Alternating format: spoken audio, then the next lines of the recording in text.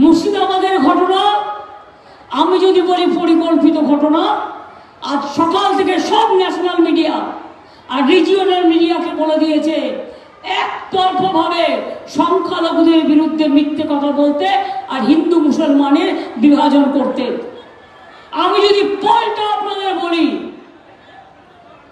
পরশু দিনের ঘটনা ঘটিয়েছিল কারা? আমি চ্যালেঞ্জ করে বলছি বিজেপি। একই জায়গায় তারপরের দিন গিয়ে প্রথম অ্যাটাক করলো কারা? বিজেপি এমএলএ দলবল নিয়ে গিয়ে।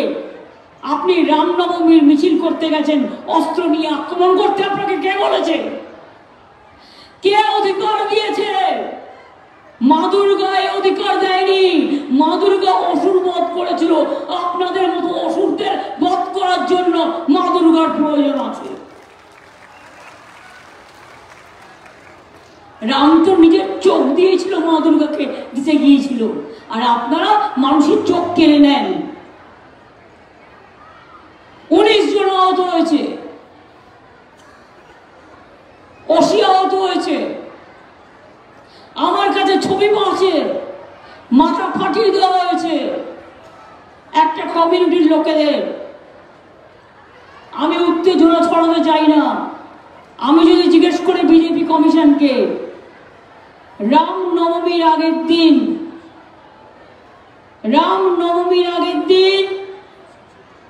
কেন আপনারা হঠাৎ করে ডিআইজিকে সরিয়ে দিলেন?